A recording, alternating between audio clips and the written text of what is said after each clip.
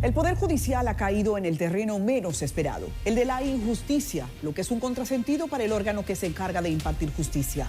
La afirmación proviene de empleados del sistema que denuncian gravosas condiciones laborales. La pasada semana presentamos el grito de los alguaciles, a los que esta vez se unen otros funcionarios. República Dominicana tiene una justicia cara, pero lamentablemente poco efectiva.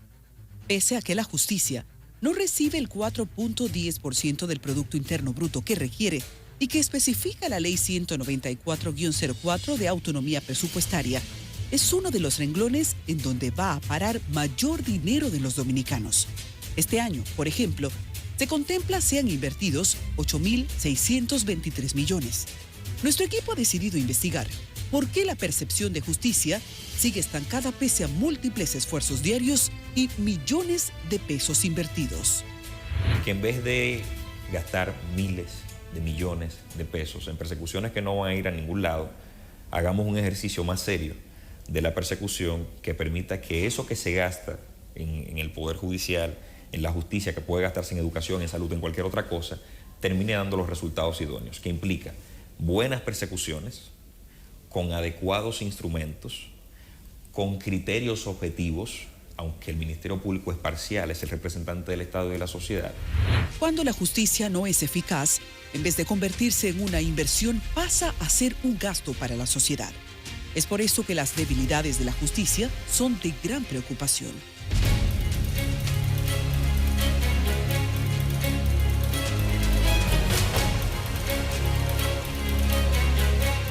El mayor número de denuncias que recibe el Observatorio del Poder Judicial tienen que ver con incumplimiento de la justicia luego de vencido el plazo de una prisión preventiva. También el estancamiento del sistema penitenciario. Nosotros en un tiempo nos dedicamos a trabajar duramente con el tema de las interceptaciones telefónicas, de los localizadores electrónicos. Se mezclaron los temas de tecnología. Y fue porque entendíamos que eso iba a ser una salida importante al tema de la prisión. Y desafortunadamente no tuvo el empuje, no tuvo la acogida que esperábamos que tendría, pero en ese momento sí nos abocamos a la cuestión. Y la preocupación era la misma, porque hay un número tan alto de internos preventivos en comparación con los condenados. La percepción de corrupción es hoy por hoy todavía muy alta.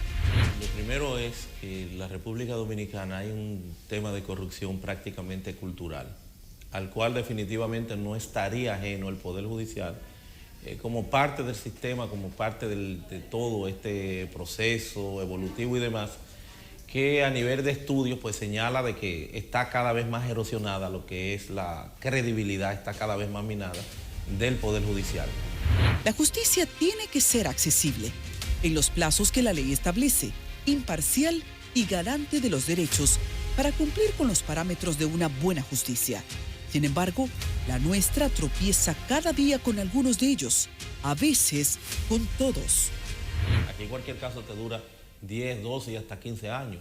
Entonces justicia tardía no es justicia, es una por demás una violación incluso a los derechos de los ciudadanos. Estamos hablando de un sistema además que no tiene la capacidad económica de contratar el suficiente personal, no ya personal secretarial, que pueda recibir las distintas solicitudes, las distintas demandas, los distintos trámites de verificación de expedientes, de depósito, de verificación de estatus, de trámite, de libertad, de todo en sentido general, en materia penal, en materia civil, en materia comercial.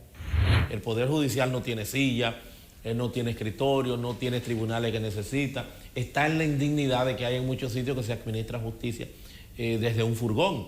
Entonces eso no es posible en estos tiempos. Tiene que tener más Palacio de Justicia, tiene que darle certidumbre a un derecho fundamental que se llama acceso a la justicia.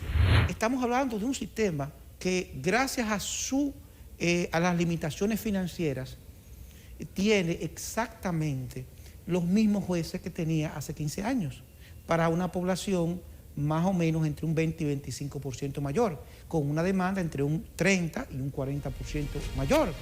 Como igual es de mucha preocupación que la percepción de justicia de la población no haya avanzado, como se muestra en el informe de Transparencia Internacional, en el que República Dominicana ocupa la posición 32.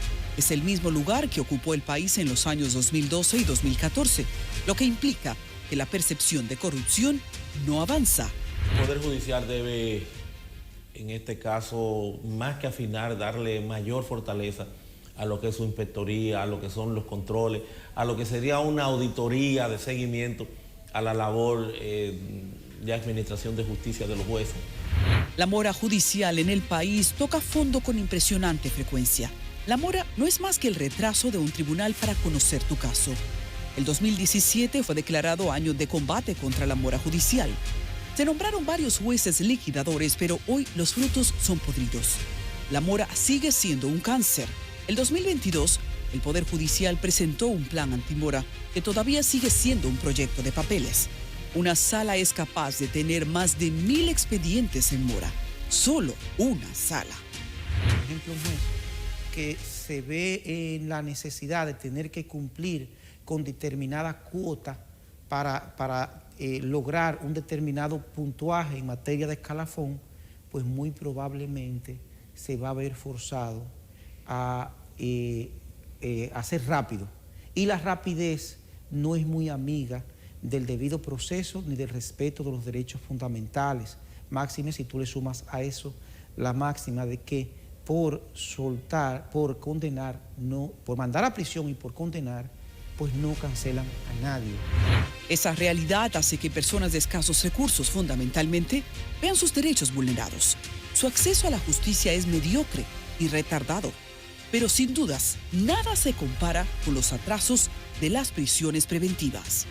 La norma establece un plazo de 3 meses para conocer la etapa de la instrucción. Por lo regular duran años esos procesados. Estamos hablando que, y eso se refleja evidentemente en lo que es la población carcelaria, 16.000 ciudadanos dominicanos en este momento pues son presos preventivos.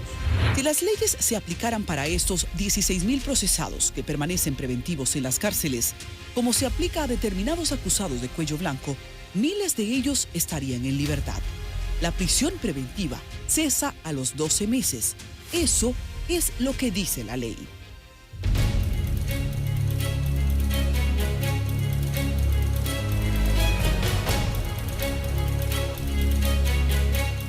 Aplicar la ley puede ser muy impopular al referirse a múltiples casos en los que se forma un criterio de culpabilidad sobre un procesado, fundamentado en opiniones, no en pruebas.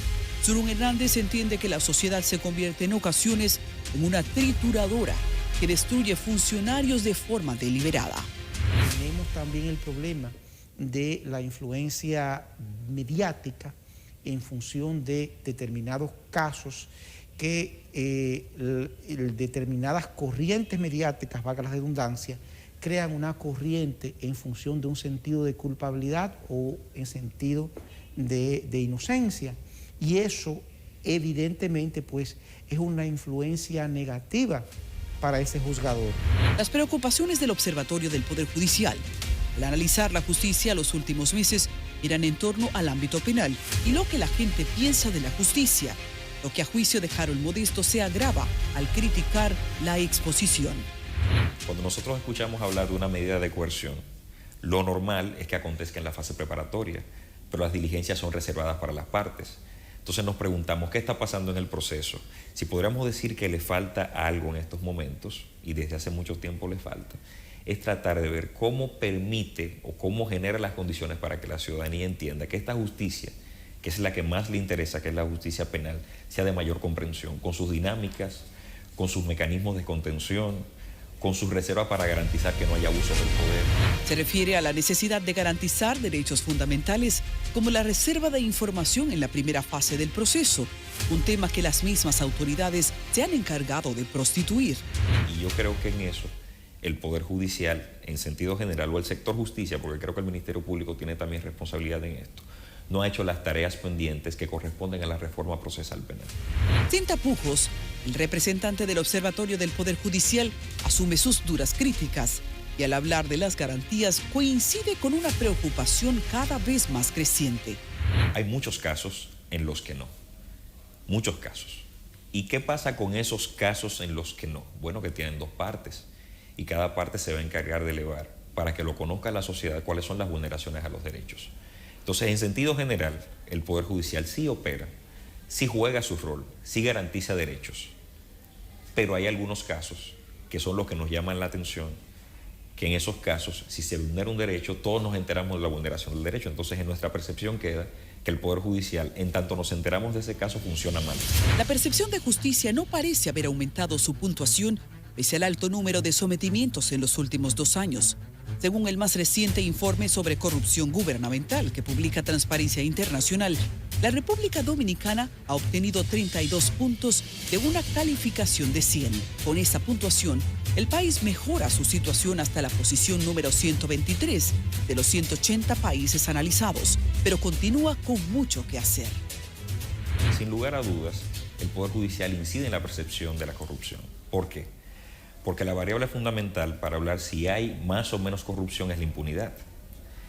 Pero los procesos no pueden ser vistos sobre la percepción de impunidad que tiene Harold Modesto o que tiene el ciudadano de a pie que está viendo un proceso judicial a través de los medios de comunicación. Tiene que ser vista desde la lógica de qué aconteció en un proceso penal. No todos los imputados son culpables, ni siquiera todos los culpables son condenados. ¿Es la justicia accesible, transparente y garante de los derechos de los ciudadanos? Los sectores consultados coinciden en que se necesita mayor acercamiento del actor o de los actores que implementan justicia con la sociedad. Al regreso, ¿por qué y cómo hacerlo? También, ¿dónde quedó la utopía de la humanización de la justicia?